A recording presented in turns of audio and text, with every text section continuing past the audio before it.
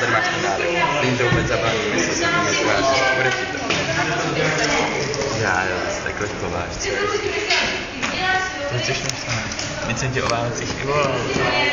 To bys měla být ráda. Tak.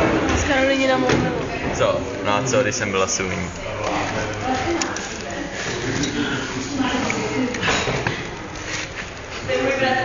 A naše rozhovory pokračují.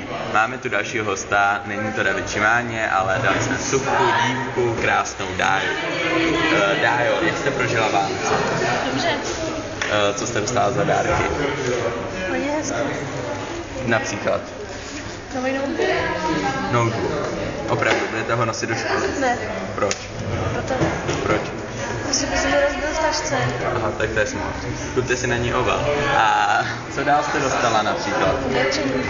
Ano, tady to tričko. To je moc hezké, Dájo, sluší vám.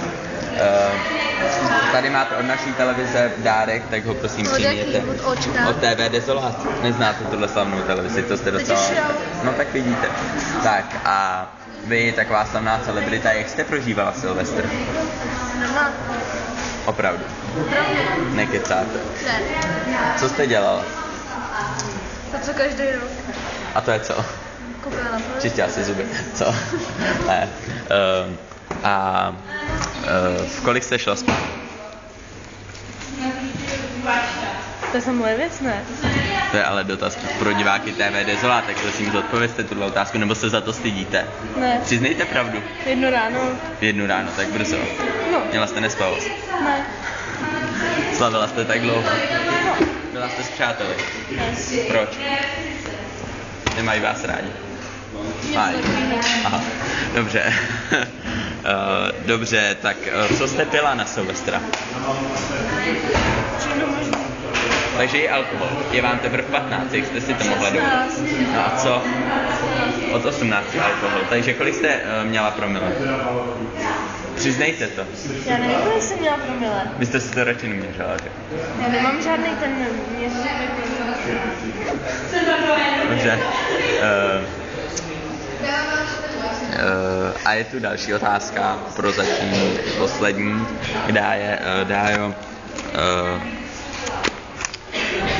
Dájo, jak často se myjete o Vánocích? Je to nějaké víc nebo míň, když jsou to Vánoce, svátky, přece jen každý chce být čistý a svěží na Vánoce. Jako jak často? No tak třeba 2krát denně. No. To ležíte ve vaně 2krát denně naložená. Ano. Opravdu. Ano. Tak to je jistý. A neplejtváte hodně vodou? Ne. Opravdu ne. Ne. Nelžete nám tady do kamery. Já Víte, že by to bylo křivé tvrzení. Takže jste pod sprchou 2krát denně. Takže půlku dne ráno a půlku dne večer ve sprše. No. To jste tam vydržela. No. Proto máte ty mokrý vlasy. Tak Dájo, ty jste nás docela překvapila. Co nám na to povídá? Co bych si to měla povídat na to? Jako jak si tohle můžete vůbec dovolovat, takhle plejtvat vodou? Já neplejtvám vodou. Tohle je docela ale jako hustý. Jako vy plejtváte vodu 2krát denně celý Vánoce, to je 14 dní skoro. A vy 2krát denně, půlku denně to a půlku denně to. No. Bůh ví, s kým jste tam ještě byla?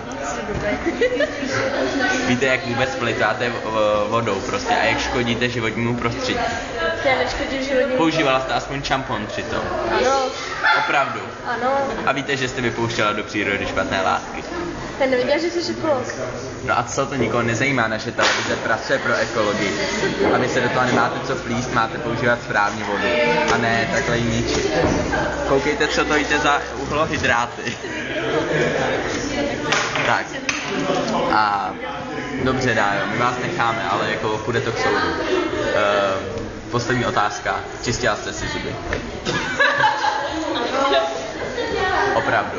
Opravdu.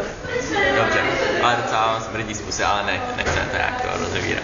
Takže to je pro TV Desolát všechno a za chvíli David Šimáně.